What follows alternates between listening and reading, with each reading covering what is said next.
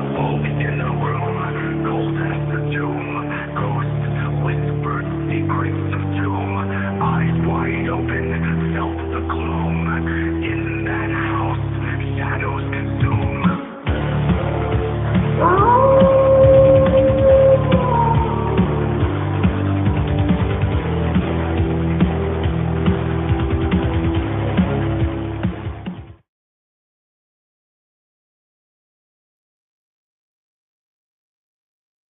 Hello, ladies and gentlemen. This is your host, Dennis Carroll, and this is episode 46 of Hunting the Shadows. Tonight, we're going to be hunting the shadows at Montauk.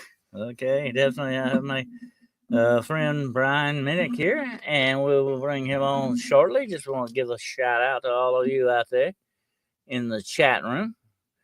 Good to have you here tonight, and if you've got during the show, now don't forget if you got any questions, and I'm sure you will have some questions for Brian and for me, whatever the situation, make sure you put those in caps, okay? Put them in capital letters, and we can see them a lot better. And so go easy on the old man here and put them in capital letters for me, okay? Absolutely. I appreciate that, and I appreciate you all being here tonight. Your support is paramount to this show, ongoing, okay? Absolutely. And want to give a shout out to some of our friends out there, to Jessica Jones, the Cryptid Huntress. Be sure to check out her Etsy shop. She has a shop called War Woman Goods. That's the perfect place to shop for my Christmas gift, okay? And there you go, a little hint, okay? But anyway, she has a great shop. Check it out. And of course, I have a Patreon. If you want to help me in that respect, it's called Hunting the Shadows Patreon.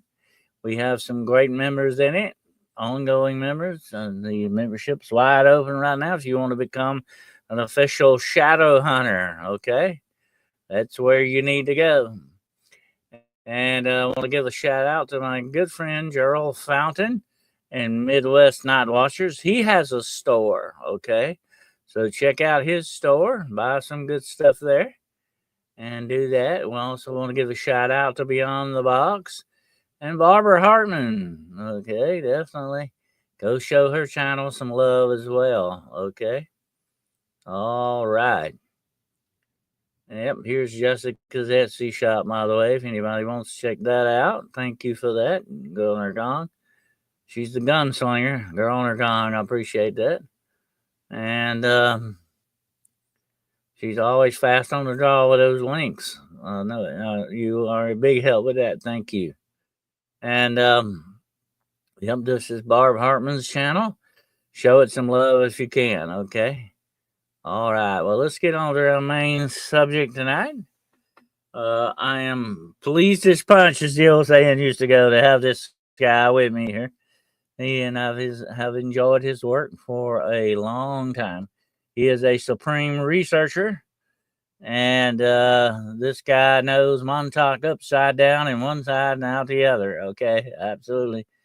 And he's a great guy and a fabulous author. I'm bringing him on right now, Mr. Brian Minnick. How you doing tonight, sir? Very good. Thank you for having me. All right. Good to have you here. This is quite an honor. And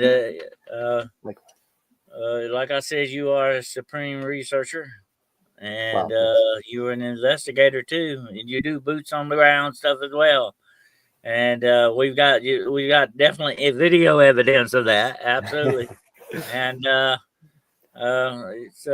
you've done some fabulous work over the years, all the years with this subject, and there are tons of rabbit holes attached to all of this stuff that we're going to be talking about tonight.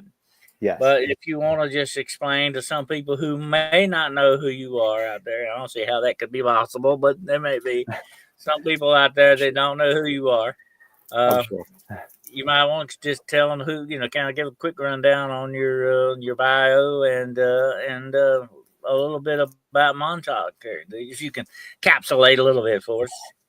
Yeah, sure. I could try. I mean, I'm encapsulating it all the time as best I can. But I've been, basically what you said was thank you. That was a glowing introduction. But I've been going out to Montauk since I was a kid and exploring bunkers and, kind of found an underground bunker when we were kids, but didn't know about the radar. And then when the original book, the Montauk Project, came out, Experiments in Time, we got really into it in around high school time, and we started going out there and borrowing cameras to document everything. And then, we started getting hooked on it. So, I've been, ever since then, I started researching a lot because I was curious. I wanted to know more. And after it became a park, I kind of stepped back for a minute because I was kind of disappointed the place became a state park instead of an abandoned base where we would get chased around. But then I got called by a TV show, the History Channel. I got lucky enough to meet some guys, and they showed them my tape, and I ended up on this show, The Dark Files, and that they actually paid me to do some research for the show at the Montauk Library, and I found all these documents, and I got right back into it, like deeper than ever before. So I started like gathering evidence, and sources to cite for the book at that point. And ever since then, and then around 2021, I started the YouTube channel. I had all this stuff I was sitting on, and I just wanted to share it. And the book was an idea, down the road, but I wanted to share all the video. And then I ended up going there a lot more than ever before. So we went about 40 times since the first book has all those field reports. I have 40 more. The first 5 were like television shows, but the next 35 were all visits during the YouTube channel existence. Like the last 3 years, I went a total of 35 times more to the base, and I documented everything. So it just never ends. I keep finding more and more information, and I thought, as encapsulating and sharing what I could in the book, but I actually have a ton more, and so I'm just going to keep sharing it and keep doing this, and that's basically the story. I mean, it's a lot of boots on the ground, like you said, and a lot of research, like you said, and I try to combine them all and see what happens. That is fascinating.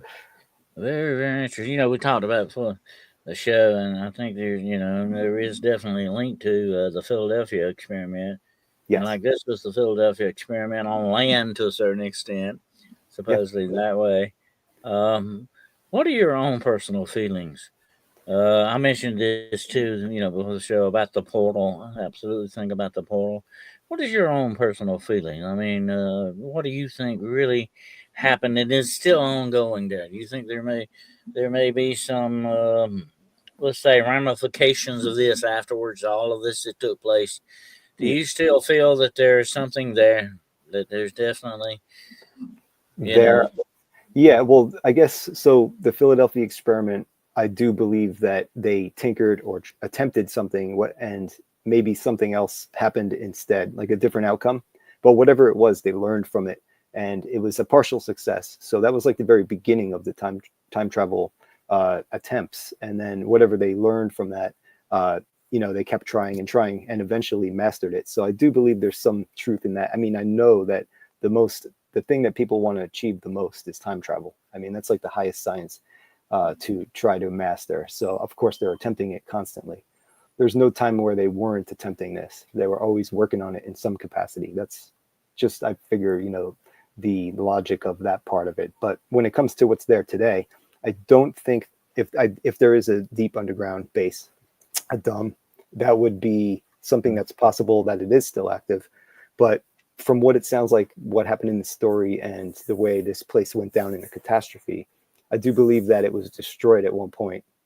If there is a dome down there, a deep underground military base, I believe that it was scuttled with water to ruin all the electronics. And this story talks about the base being in the project being destroyed by people within.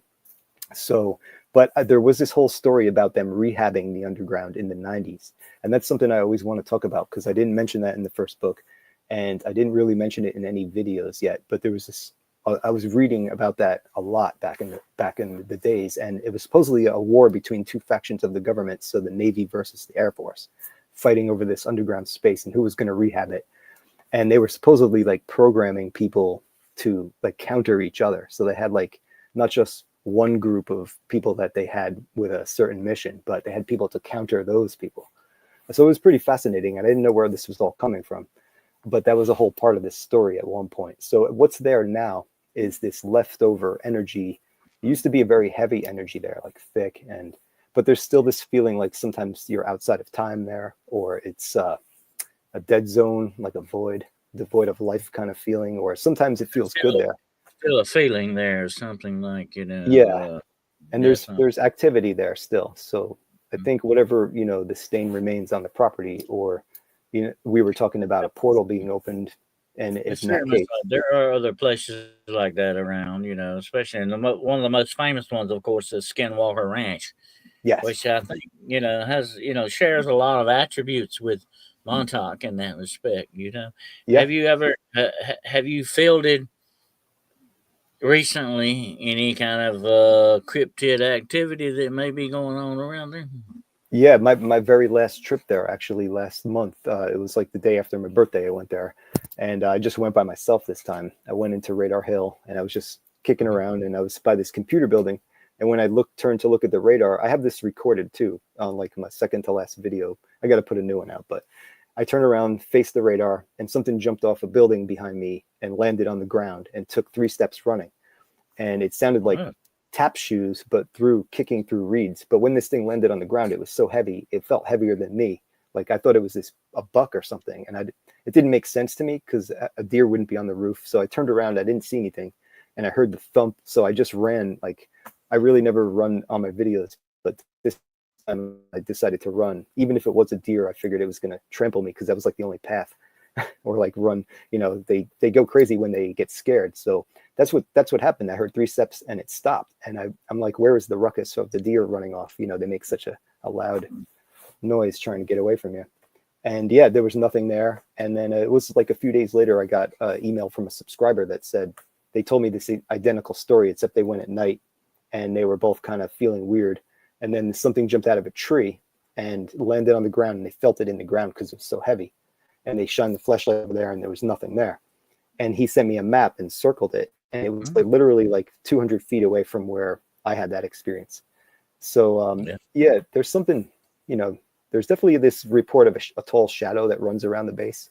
Many people have seen, and then there's the legend of Junior, the Sasquatch, and a bunch of other things. So I wonder, which are these separate things, or are they, what people thought was Junior? It's Or definitely something, every time you go back, you need to keep an eye open for. Absolutely.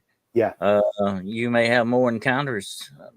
And, wherever, and we talked about this, wherever there may be portal activity where portals have been opened, and they never, like you said, make a good point on that. Most of the time, they never close these things. Okay, they're never closed, or maybe they can't be closed some of them once yeah, they're open. But anyway, you do have these cryptid stuff going on around areas like that, just like Skinwalker Ranch and some yeah. other areas. I won't mention now, but there are some like that.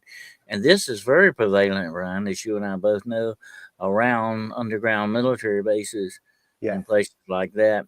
And a lot of this stuff is definitely connected with the secret space program Oh yeah. There's uh, going on. And so I believe without doubt, and I'm going to say this right quick, and I've said this before many times, it makes more sense to use portals to space travel than it does a ship. I mean, oh yeah. that's not going to work. Vast distances, you're going to travel through time and space this way. This is the way you're going to do it. Yeah. And if the secret space program has opened some stuff like that, definitely would be in areas like Montauk, Yeah. without doubt. And like the ranch, there's also UFOs, things in the sky, UAPs, UFOs, whatever whatever category they're fitting into best. And there's USOs right off the shore of Montauk. The fishermen have been seeing green lights come out of the ocean swimming under the ocean and then come out and fly away. And they've been seeing this for decades out there. They don't like to talk about it because they'll get ridiculed, and they just want to fish and make their living. But there's, I've caught things on video in the sky in Montauk now several times. It's actually, we just joke about it now. We see a plane and we zoom in just to see if we see anything up there. But it is like the ranch in that sense. And just wanted to mention the sky too. So the woods, the sky, and then you have paranormal activity on the base. And I think like a portal would be, of course, you step right through. It's often described as like a pool of water that's in front Next of you time like you a go out mirror. there, you may encounter some drones. You may some Oh yeah, drone I activity. that's funny.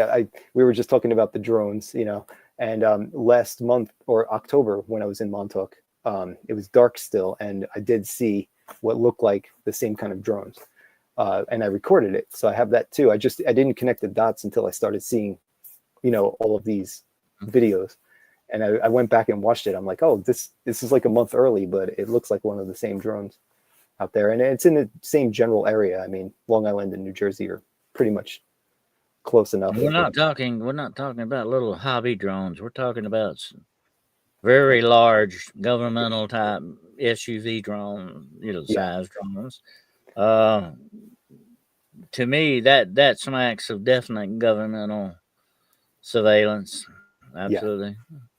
yeah. The lighting itself is like based on the FAA lights. I mean, you have the red, the green, and there's some blinkers. So I mean, it's almost like they're made to look like your typical planes in a way. Some of them even looked in Right. the shape of planes. But well, the one we saw just looked like a giant orb.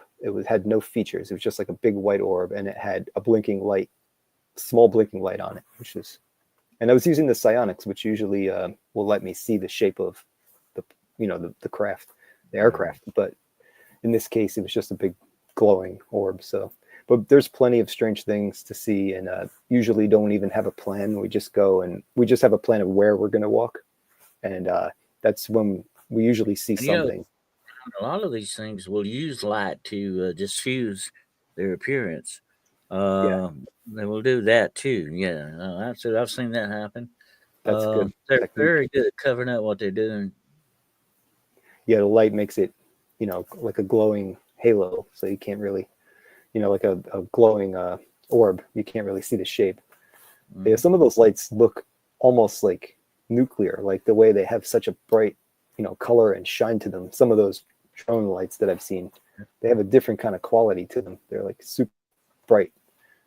But yeah, anything like that, I'm gonna point the camera towards it for sure.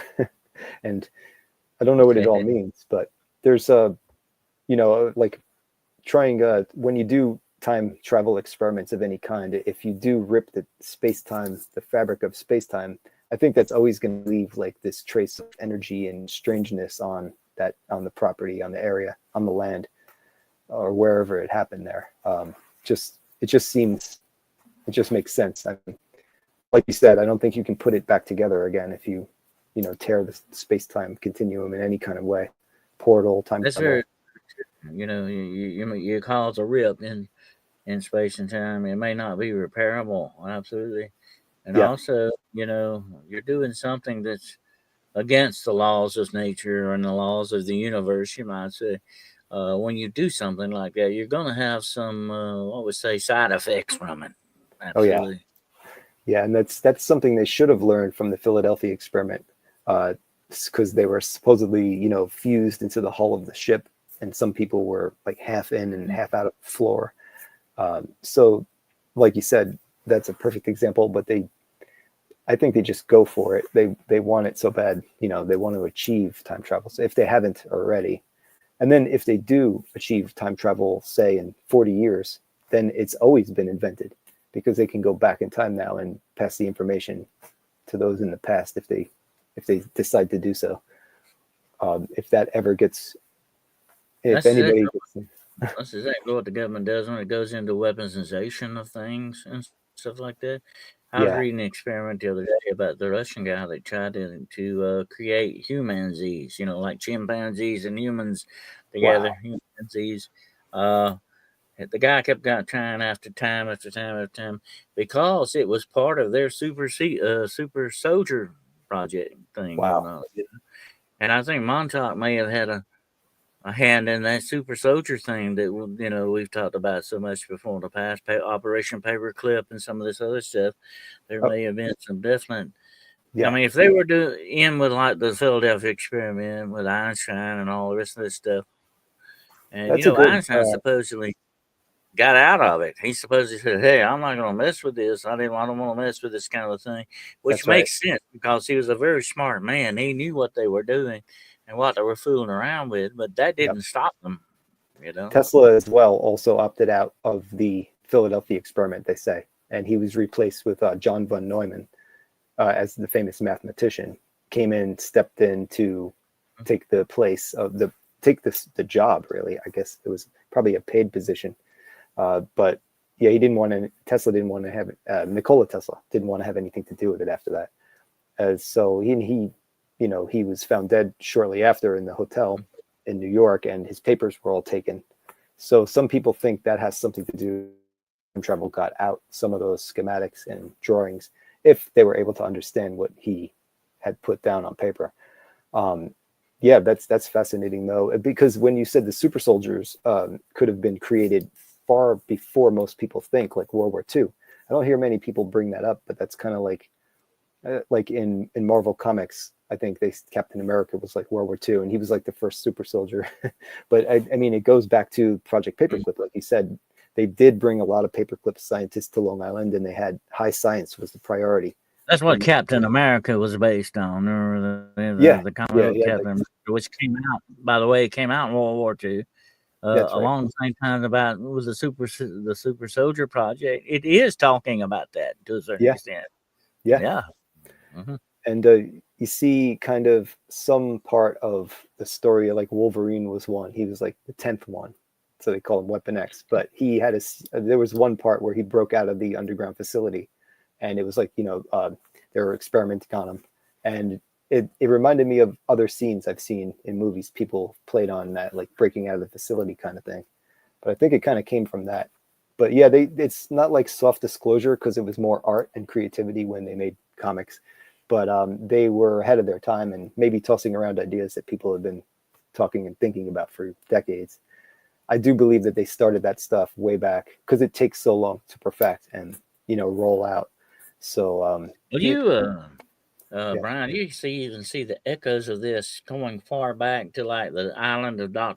Moreau, Jules Verne, and all that stuff. I mean, I think this stuff has been in the consciousness of mankind for quite some time, know, and they just try to bring it into real life aspects. And the government is very good at weaponization of everything like that. And I believe without a doubt that they have a hand in the weaponization of cryptids and people with certain talents, supernatural talents, people who know things. Yep. I was approached by the CIA because of my involvement with demonology. They are out to recruit people like this. They're out to, and I'm sure without a doubt, and that's what he told me. The guy told me this, and I'll say this. I won't go into that tonight, but it's what he told me. He said, "We want people with supernatural knowledge, and we want people with supernatural talents." That makes sense. And that really got, that disturbed me for many years. I said, why do they need people like that? Yeah, why right. are they out for that? But they are definitely deep into this stuff. And all of this stuff is good, They attempt everything. If there's an idea, they'll try it. That's how I've come to understand what they do is when you see some of the things they have tried, it's actually some of the things are way out there. But I did read all their documents they released, a lot of them where they remote viewed Mars, far in the future, far in the past. And those were fascinating. And, like you were saying about movies, I think in the movie Time Machine, like the original one where they go super far into the future and the Earth is kind of like broken down and reformed at that point. Everything's grown over and people are having a whole new way of living. But I think some of those, they talk about that in the Montauk Project original books too, where they go into a future city in the US. It's like 6000 AD. And there's just like this big golden horse. So that's like what's on the cover. But there's, it's in the same position that Lucifer is at the Denver International Airport.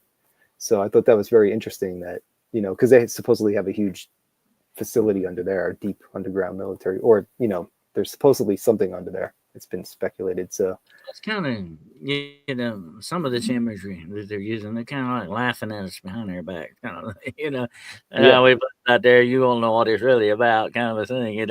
they literally That's laugh the at you. arrogance of the government, though. Some of these people that work for the government, that's their arrogance attitude about us being, basically, and that Yep. is that they know the truth. They've got all the cards, they're holding all the cards, and we don't.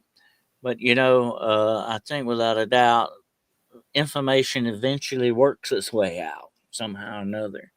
Yep. And I think that's why we're getting a lot of this soft disclosure now. Some of this stuff that we know, and like you said, like we said earlier, it showed up in comic books. It's definitely showed up in movies and movie scripts because these writers do the research, Yeah, right? they do. They do You're their right. research just like you and I have done our whole lives on the things that we went after. We research them. We Yep. we look for the truth in it, and they put some of this stuff out there Yeah. because it started somewhere. It's like everything. Fire, is you may not see the fire, but you see the smoke. You know what Yeah. I mean? That's a good point. They maybe some of these artists and people that creators that release these ideas first. I mean, they did it in a way to try to let people know about it, but in a creative way where they're not going to become like a whistleblower, but they Hmm. did it in a creative sense. So it's not like not always soft disclosure because that implies that the government has had their hands into it and are telling them what to make.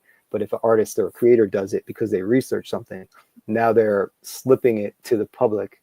They're planting a seed for And people to. here's another thing, though.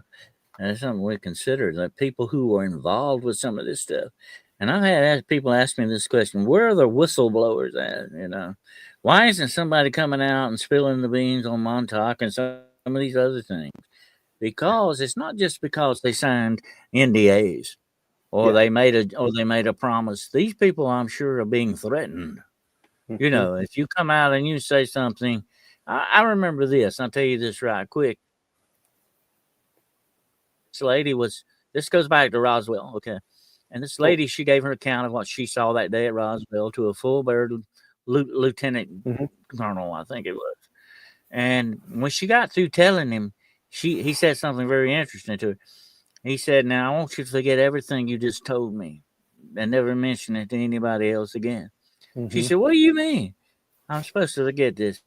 He said, "Look, it's a big desert out there, lady. They'll never find your body." Oh wow. So it's these kind of Directly. threats, it's this kind of coercion, I think, that's keeping a lot of these whistleblowers from coming out. That's true. And that often makes me wonder. Some of the times I've had some strange encounters with people like that, and I've done good by being pretty naive about it. And that's kind of like my defense, space cadet defense. But I've rode with people that I think were alphabet agency people actually, just to find out what was on a certain thing we found at Montauk. And um, they never gave it to me, but I snuck a little sample of it, and it was audio. And I've had some other encounters with certain people over the years, and had some strange things happen that seemed like a threat or a warning, but I pretend like I don't quite know the message, so I figure, oh, if it's a threat, I didn't get the message very well. But yeah, if you really, I think if they don't want you to talk about it, that they wouldn't. So maybe somebody wants you to talk about it. I don't know. It's something I've crossed my mind, but I don't really take it into consideration. I don't weigh that into what I'm going to say. I just share what I want to in the way I want to do it, kind of creatively. But nobody's actually came and said, "Hey, don't do this." So until that day comes, I'll probably share that too if they did come and tell you guys what they told me. Well, though, we're seeing these things from the outside to a certain extent, and the people Yeah. that's deeply embedded in this stuff, though, they Yes, may be that. living under these threats. They may be coerced into shutting up, and like somebody's put here. In here, said they saw some of the children supposedly this Montauk thing, and she never seen them again. Yeah. Uh, Well, there a lot of could people be, have. I think, a lot of that going on in the background is keeping people from coming out and saying things because I think like I said earlier, they're going to hold all their cards. They're not going to share their power with us in any form or fashion. That's why they're not going to give us full disclosure on anything. It Sure. would be a bad power play on their part to do so. And they're Yeah. not Yeah. they're not they're going to always, Brian, work at an advantage. Oh yeah. That's the way they want it. It's like the house rules of a casino. Somebody Yep. goes in, they play the casinos. Oh, I want $100, but it took $500 to do that. Okay, the house Yeah. always wins, and these guys have got it set up that way. Yep. That they're always going to come out on top, no matter what. They're steps ahead, like a chess game, and they even create the problem to get the proper reaction to get the outcome, the right solution. So it's like they'll do that problem reaction solution technique, and it seems like they've created each step of it to get the desired end outcome. So I've read about some of these, like some of the books that are like, well, actually, Behold the Pale Horse was helpful with that, especially the Silent Weapons for Quiet Wars that was found in a copy machine, which is based on it's like economy based on electricity and all the aspects of society, but he's using inputs and output. It's written. It's brilliant. It's brilliant, but it's also like brilliantly evil way to control absolutely everything. And for something that could have been a prank found in a copy machine, somebody with a super evil genius mind wrote that document. So it's definitely worth checking out. But yeah, it's scary that they plan these things like 100 years in advance sometimes. Mm-hmm. And that's why you have to question most of the things you see on the mainstream. And I've said this before, that the technology that we have right now in the public domain, it's like 100 years behind what probably the government has, or more. It Yeah. would not surprise me a bit. And they're not, like I said, it is a power play thing. They're not going to share their power in any way or form. That includes technology, not just secrets. That includes every way that they work. And we know that some of these bureaucrats are so deeply embedded in the government, they stay there their whole lives doing this stuff. Yeah. And that's just the way the sort of the shadow government works. You know, Yeah. Absolutely. Everything's compartmentalized, and sometimes people are working on stuff they don't even know what they're working on. And yeah, Mm-hmm. it's so many layers deep.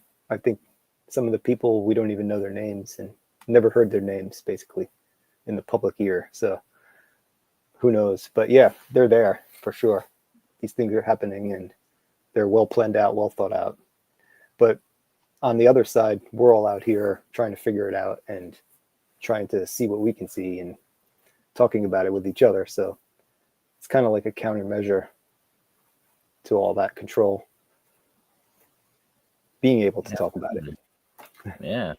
The more we put the information out there, the more it combats this inclusiveness that Exactly.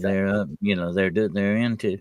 I'm all for that, definitely. And I had somebody ask me the other day, why aren't there such an increase in paranormal activity and all this other stuff going on at this time? And I say, well, it could be CERN, it could be some other things that wouldn't surprise me. I think it's a multifaceted answer, but Yeah. I think the biggest reason is that we are becoming more aware of things.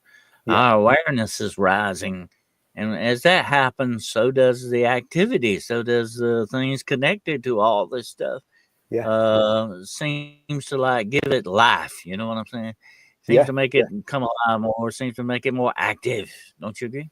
That makes total sense. Yeah. Because if it's there all the time, but we can't see it, or it's right there beyond, just outside of our touch and our sight, uh, to like know about it, then it makes sense in like the quantum physics sense. Like if you look at something and you're choosing it to be there. So if now that you know about these things kind of maybe being right here in front of us, you may see them more often because you're kind of looking and maybe not seeing them. But I don't know, it just kind of made sense in that aspect.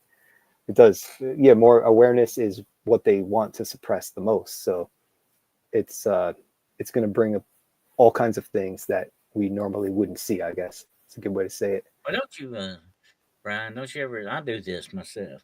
Don't you ever stop and wonder sometimes what is it I don't know about? Oh What yeah, is it that all I'm not seeing in this? You know what I'm saying? What am I missing, yep. or what else could be out there? If I know That this, I if love this the is happening, I know this much of it. What is it that I don't know? You know? yeah the unknown knowns. I mean the unknown unknowns. The things I don't know. I don't know. That's my Mm, favorite part of that quote because yeah, I love to think about those things. There's I don't even know what I'm not what I'm missing out on. But then there's I question the things I mm, do know sometimes. Also, maybe I wanted to believe it a little more than, or maybe I was shown that I was wrong. So now I have to change my opinion on it, on a certain aspect of something. So, but there's levels, I guess. So there's like the known knowns are the ones that you positive that you know. And even those sometimes you question. I kind of question everything, but I have a pretty strong core belief. But when I present it to other people, I definitely want to give other options and what ifs in case I am wrong. Because really we don't know unless we saw it, or even then we don't really know what we see. So even if it's in front of our eyes, sometimes we can't really quite understand it right away. So but after you hear a million people say the same thing or something similar, then you can really like start to, accept that as something that's a solid fact. I think getting start. the input Yeah. from everybody else is really helpful. Well, let me ask you this quick question, though. I mean, I'm sitting here listening to you and talking about this, and you are thoroughly up on your game here. Okay. But how has this affected you personally? I'm talking about very in a personal sense, your Sure. outlook and perspective on things. Like recently or like in entirety,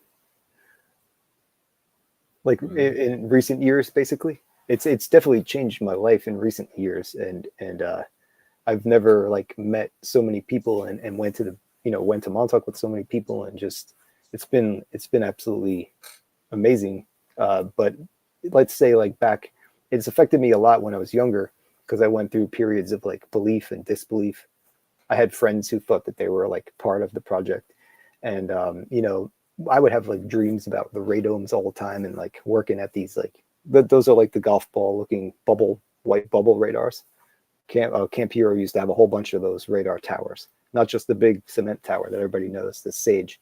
It used to have like 6 other radomes next to the Sage. So I used to dream of places like that all around the country that I worked at them, and like I started like collecting the actual like looking them up and collecting the pictures, and like I actually found a few that look like the places in my dreams, which is crazy.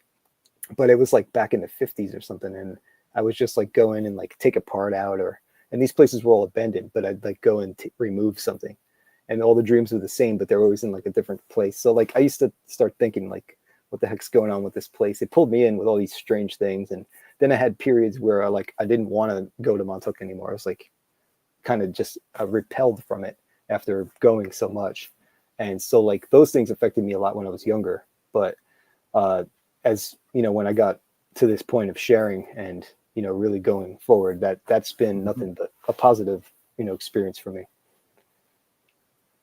That's interesting. You mentioned that. And I think sometimes we're meant to do things. You know what I'm saying? It's Yeah. like Oh part of our destiny kind of thing. I'm not going to get philosophical here, but I mean, it's kind of like we're called to do certain things that are connected to our destiny. I think, and I think this has been your calling to a certain extent in that yeah, respect, and that's good though when that happens, and because it makes you a more balanced person. It balances out all the aspects of your life when you're doing what you need to be doing. In other words, you oh, know what I'm saying. yeah, It is kind of philosophical, but definitely, I think it's real. I think it's a real thing, and I think yeah. we will know. And I mean, here's the thing about it, Ryan. If we don't do that, Hmm. we're not happy for it. We're not as happy or as complacent as we should be Yeah, in many aspects if we don't fulfill what we need to do.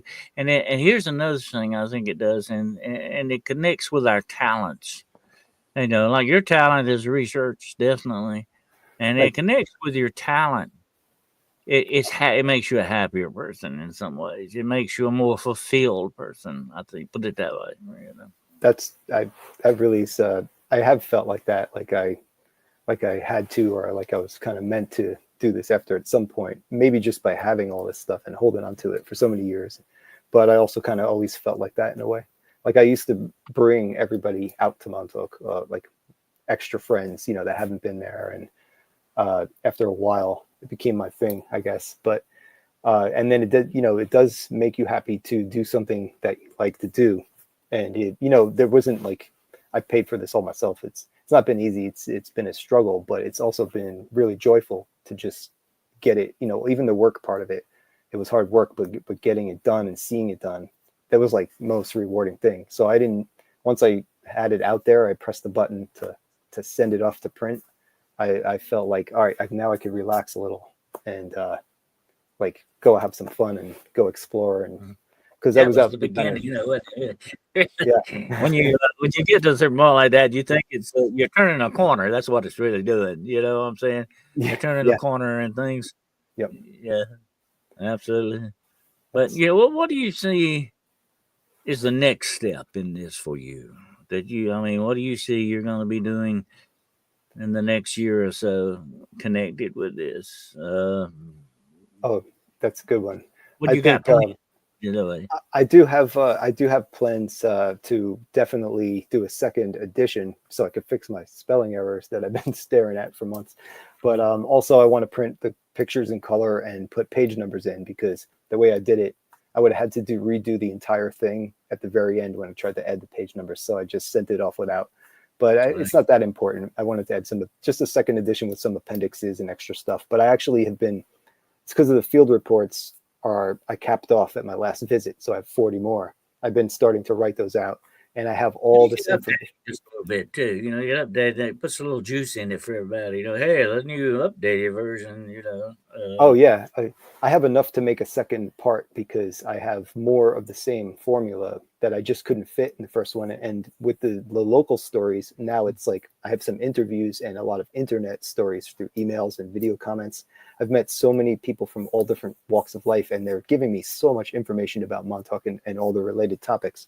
People from like all kinds of expert, in each topic. And so I want to write a lot of that stuff into like, was what was the locals stories last time. It's more like, more stories from people that I have a lot of interesting stuff just to dig into. But I've been doing some stuff for the members. I have a membership. That's one thing I want to build up. I haven't announced it much, and Gerald told me and to. you know, a I have lot a of this area, a lot of the area there, Brian, yeah. goes way back. You know, and it has a sort of mystical connection with it, going way back in history to the Native Americans and all that. You know, Yeah, so you got a and, lot of ground to work with.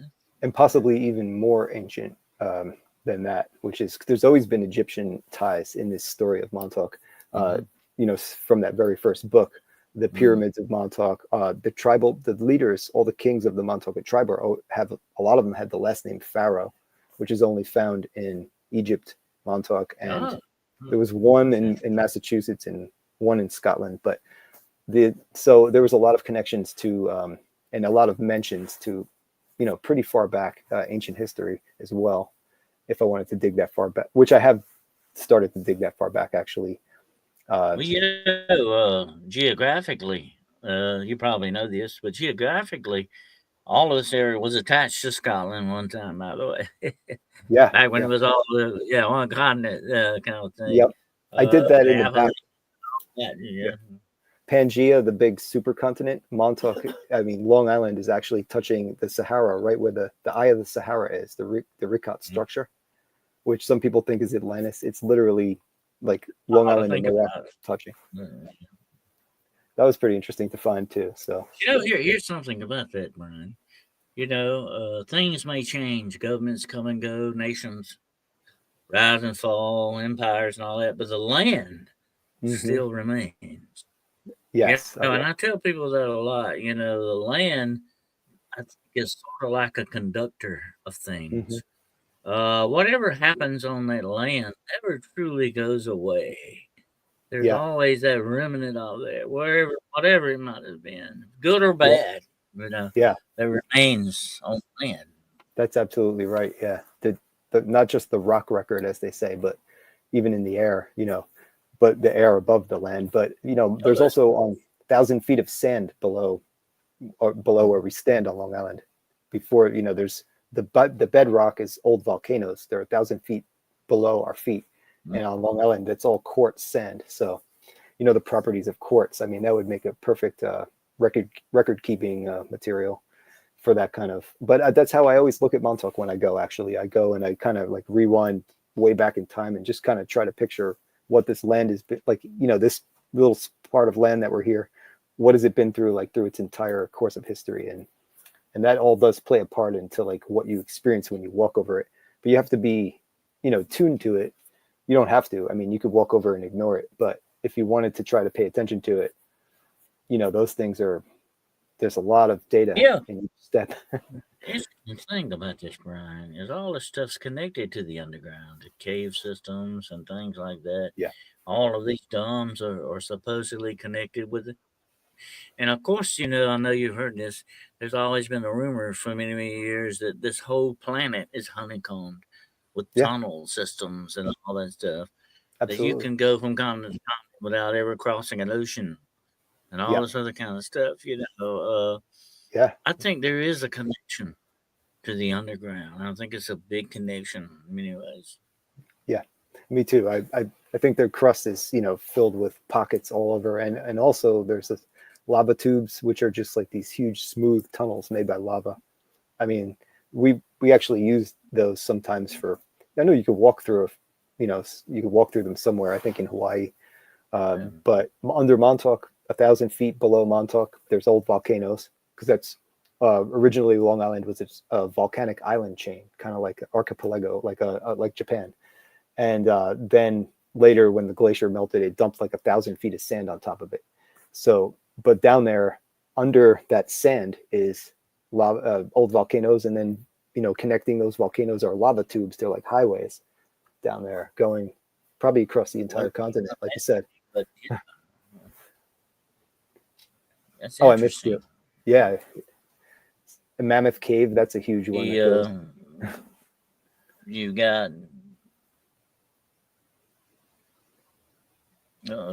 lost Brian. Yeah, Oh, I'm here. Can you hear me?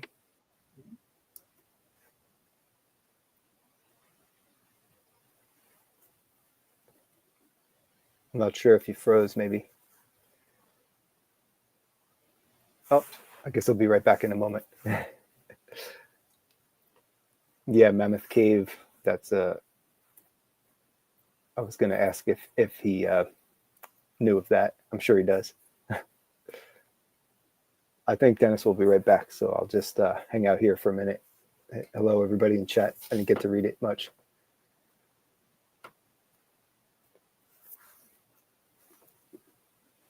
Earthquakes. I'm back. Oh, there we go. I don't think someone out there doesn't want us to talk about this subject, but anyway, Yeah, I should pay attention to which ones get blocked. Anyway, what I was going to say that my father was in World War II, was stationed at Fort Knox. Wow. And he told me that there were tunnels there, and some of them were definitely not man-made. Wow. In other words, they were naturally formed tunnels. Wow. I've always wondered about that, because a lot of their complex supposedly has tunnel works and all that to it. I don't know. Yeah. To this day, I That's saw always of it. But anyway, it was very interesting. And I wow. believe without doubt there are tunnel systems Me too. honeycombing a lot of places like that, and like you say, the lava tunnels absolutely would be naturally made. That's been my gut feeling about Montauk always is that there's ancient tunnels that are not man-made, that are natural tunnels, and I just haven't. There's nothing but circumstantial, evidence about it, but it's just a feeling. But I do feel like there's something down there that goes pretty deep, and maybe it doesn't quite connect to the surface anymore, but something used to Absolutely. A lot of the secrets of our world may be, attached to certain areas like that, certain things that are going on, Yeah. certain what we think look upon as sort of like mystical powers, stations and things like that are down there. Without a doubt, it Yeah. could possibly be, you know, some connection with underground civilizations or Yeah. You know, like that, that have been rumored so many years to be there. You know? And I've told people a lot, of these UFOs that people see. A lot of these may not be interplanetary. It may be from our own planet. yeah. That's a possibility too. Inside of So the a lot ocean, of it crust. goes deep into this stuff, especially in the secret space program and all that. Yeah. You know, they would be. Here's the thing about this: a lot is seen. The they live, which is quoted a lot, Oh, I was love that. supposedly taken from some of the aspects of the secret space program, where the aliens could Hmm. transport from point A to point B. Yes. That makes perfect sense. And if you would travel that way if you could, absolutely. Yeah. I mean, you could step on the platform, and next thing you know, you're on Mars or whatever you need to be, or a moon base or whatever Yeah. the situation. It makes perfect sense that you don't get in a ship and go there. Yeah. That would be the perfect way to go. And I think Montauk may have been connected to a lot of that teleportation type stuff. They do say it was a, they said there was a Stargate there. It's basically the same, as a portal you would pass through. Uh, but I know some ancient stuff has described this, like getting into a portal by going, like walking into a pool in the water, and you would come out, but you'd walk down there. But the way they described it at Montauk, at least from the stories, was a vertical, round pool of what looked like water that you would walk through and end up somewhere else. So that was really interesting. But I mean, there's some ancient stories like that as well. Like I think not Jacob's Ladder, but also the Sumerian, and then the chair actually too. The Montauk chair is kind of based off of Osiris's chair, uh, that he supposedly was able to travel time and space in.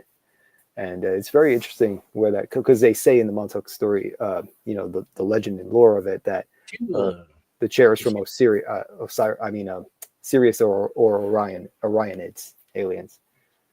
if you could perfect teleportation, I mean, look, that would be the perfect way to move materials if you wanted to build a moon base or a base on Mars or wherever you wanted to build a base. Yeah, You could teleport materials there and all that stuff. I mean, yeah, that's the one thing you would need first. You would hmm need that teleportation ability, to yeah, carry out a lot of the things you want to do. And it makes perfect sense when you think about it that would be what it would be. And I think that was a lot. It was invisibility was not the main thing about the Philadelphia experiment. no, It was teleportation. That's what it was all about. yeah, yeah, and yeah, invisibility was just the, the I guess they had other invisibility projects, but they ended up just using like stealth Oh yeah. paint. But I Well, mean, that was the whole thing was supposed to be. They were trying to make themselves invisible to radar yeah, and all. exactly. But there was also a lot of teleportation. You can teleport a ship from from point A to point B and back. Yeah, That had to be part of it too, or a major part of it to begin with.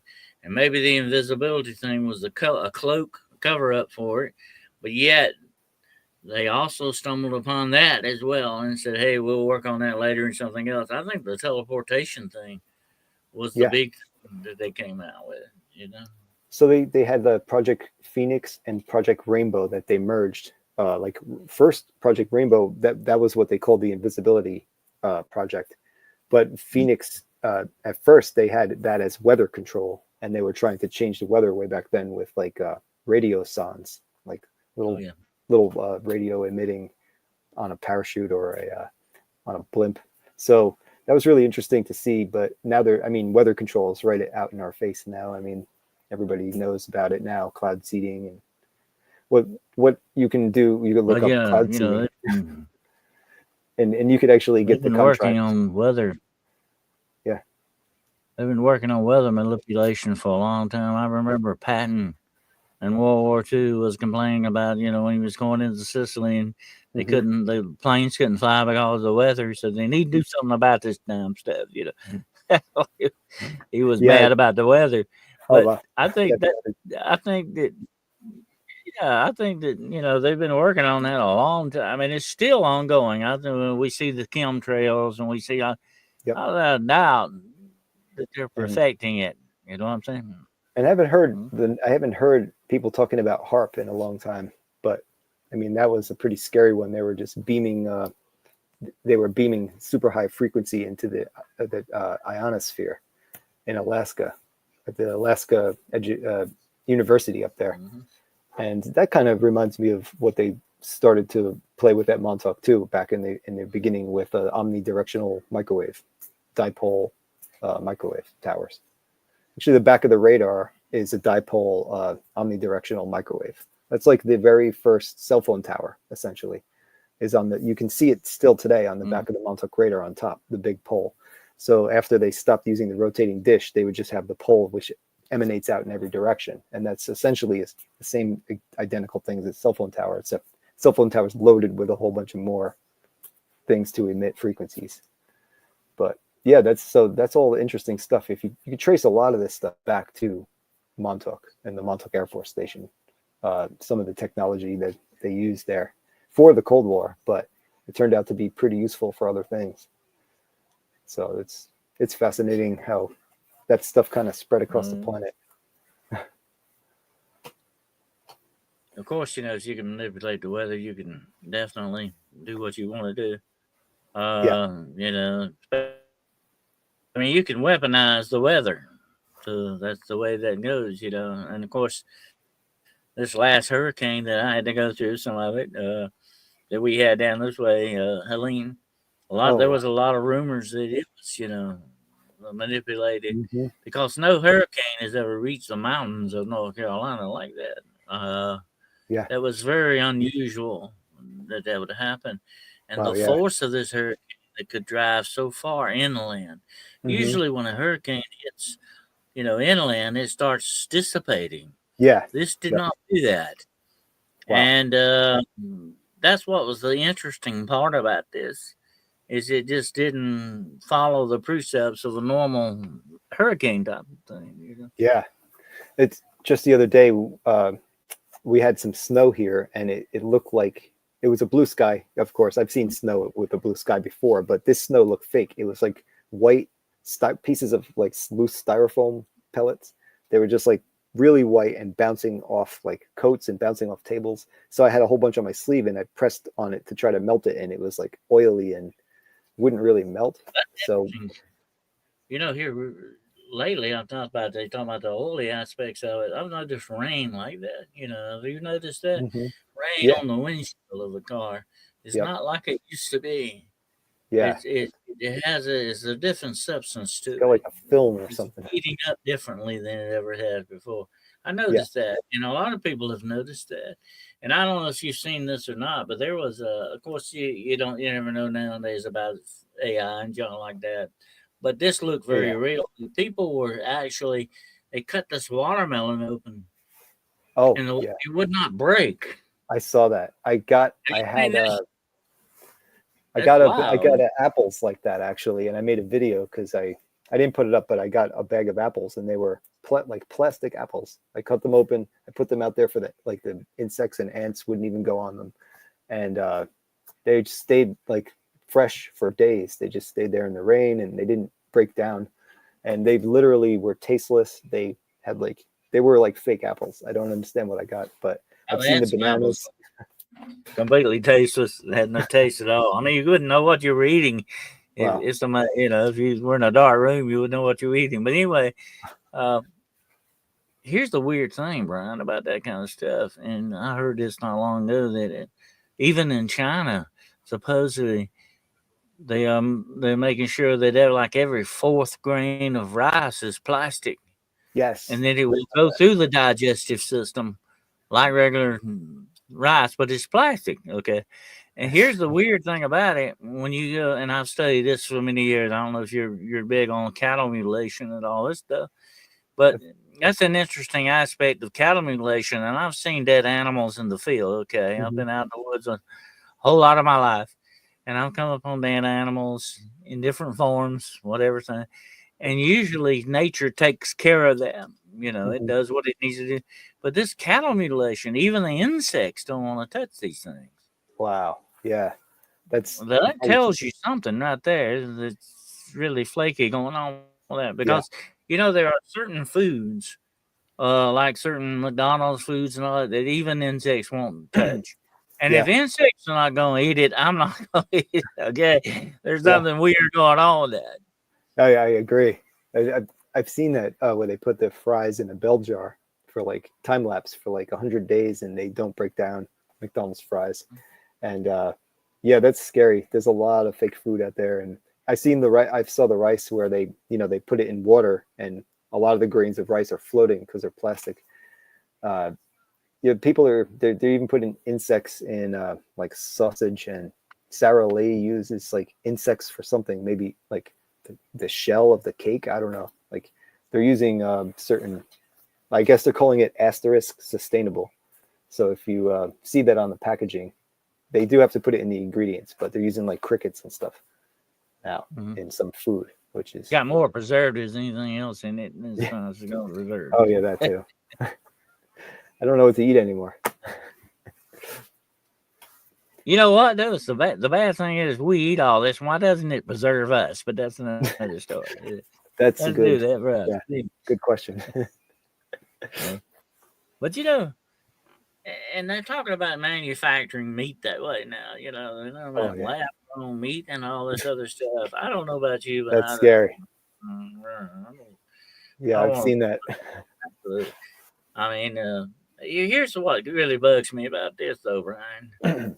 Becoming commonplace. Nobody's really questioning. You know what I'm saying? Right. It's a lot of people are not coming out saying, "Hey, what's going on with this? I don't care. I'm just going to eat it."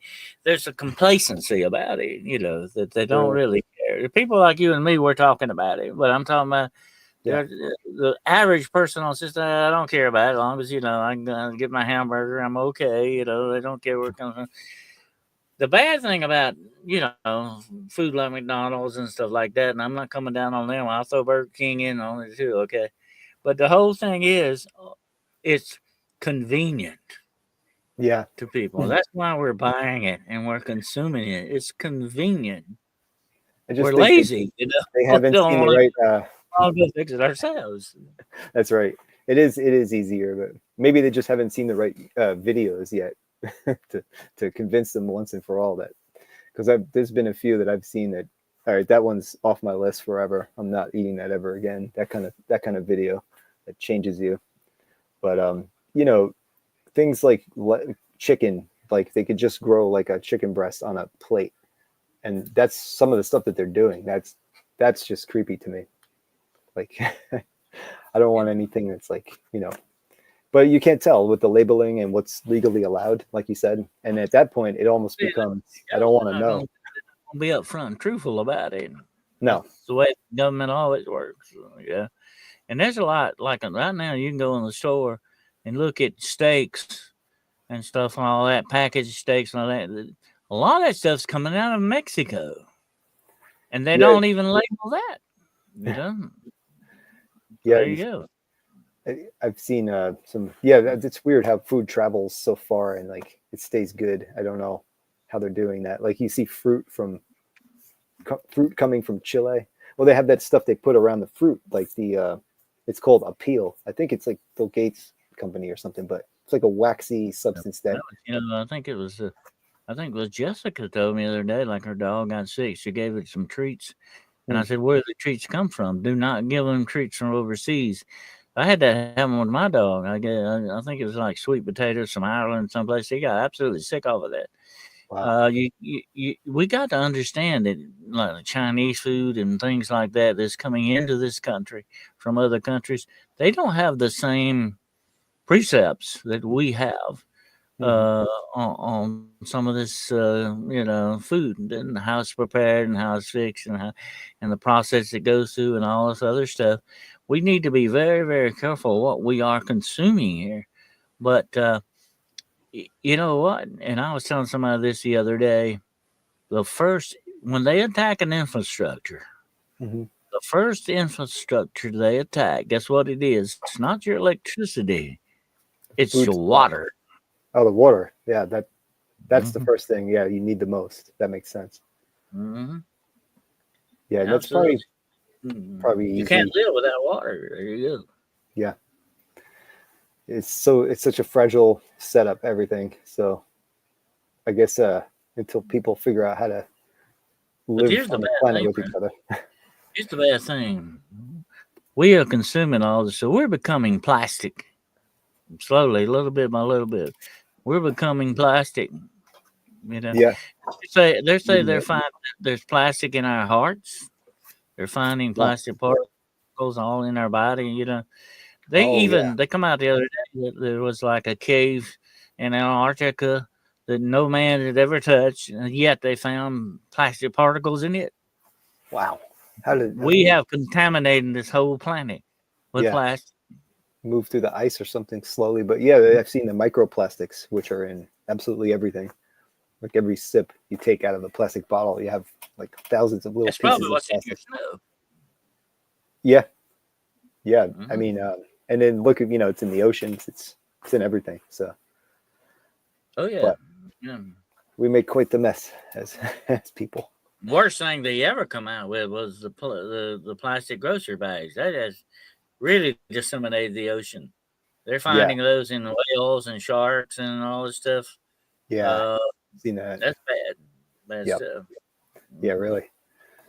It's only But one if people, we go this one far place. with the very environment of this world, Hmm. what else are they screwing around with? I'm saying Yeah, that's the question. I think Uh, everything. They're going for it. They're going for everything they can. I think. I mean, you have those, genetic offshore labs that are not in any particular country, like outside the borders of all countries, that are making possible human chimeras. And that was something I saw, like the show, the movie Moribus. They actually in that movie, Michael Moribus. So it says off Montauk Point. So they're in this genetic lab right off of Montauk, and that's Plum Island essentially. So they were kind of playing on Plum Island in that movie. That was interesting because you literally have that kind of speculation going on in the same area. So I like how they touched on it at least. But I mean, they weren't making vampires that we know of there, but like Moribus. But there was a guy that washed up. I was just talking about it. Um, Actually, I think Geralt's here, but on Midwest Night Watchers, we talked like last week, and we were talking about, mhm. basically we were talking about that. So there was also another show, uh, also a Marvel comic, Loki, and he's time traveling, and in one of the episodes, the USS Eldridge from the Philadelphia experiment comes through a giant portal and is sitting right there in the show. And of course, they could do that because there's nobody to pay like copyright to on that. Uh, Nobody Yeah. owns it. So I think they're starting to touch on this stuff a lot in the mainstream.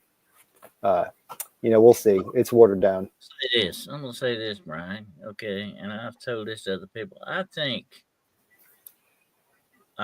and I'm not gonna get real religious on you here, but I think our Creator Hmm. has got it fixed up for us to know the truth eventually. You know what I'm saying? Hmm. A lot of this stuff is coming out that way for a purpose, so that we will know things. Because it says in the Bible, that all things eventually that are secret will be made known. And Like I all the kind of truth will come to light. believe that that's happening, although we couldn't handle the full truth completely at one time. And I think it's being Yeah, given to us a little bit at a time. sure. Whether they want it to be given to us or not is a different story. But I'm saying I think it's coming out, and I think we're getting this a little bit. Don't you agree? Do you think that that's Yeah, the yeah, way? definitely. Because I think of it as like too, we only see like a tiny fraction of the whole spectrum of light, and we see like barely anything in this world in front of us. And then we could only perceive like an equal amount. So we're made to like only take in a fraction of, we have like filters, because if we saw it all, it would be too much for us. So I think seeing a little more than that from time to time is like that little gift of information, the truth, the knowledge, the little Well, I don't know if you're revelations. a big fan of Firefly. Remember the Firefly, the TV series?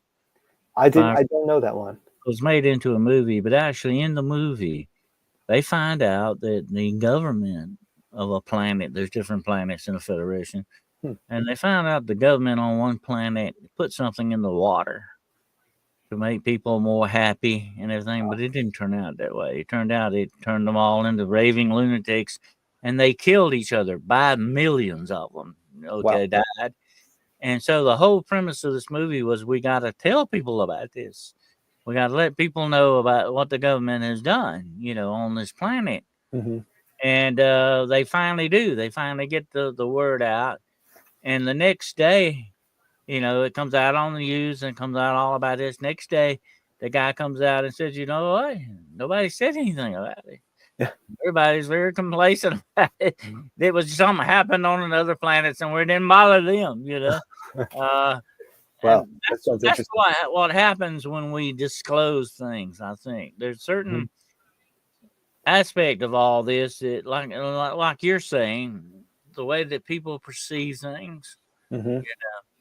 there is an apathy to it. Yeah. Yeah, if they don't really wake up to it, and I think that's why we need disclosure a little bit at a time, like it's going. Yeah. So that it sinks into the consciousness better. Because if you put it out there full blown, Yeah. out there, people are gonna it's gonna wash off of people. It's, You know what I'm saying? that's a good observation. And if they get it all at once too, people are more likely to try to suppress it if it all comes out at once. But I guess you'd be ridiculed. Like ridicule is the first step in discrediting somebody.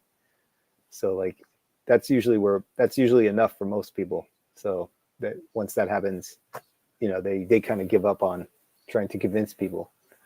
But I forgot what the other steps are, but they were all pretty much, things we're all used to dealing with when we talk about these things. But I mean, now that a lot of people are into it, a lot of people like digging into these things and trying to figure out, all of the mysteries and, what's going on, how we're being treated and how this world is set up. I mean, people have really been trying to figure it all out in I'd say like the last 10 years, it's been getting more and more. Mm-hmm. I've been into this stuff my entire life, and I feel like I finally have like a whole other army of people with me doing the same kind of thing, actually, because like back then, maybe just because we had no way to communicate, everybody was the same that they are now. They were out there, but we didn't have any way to communicate back then.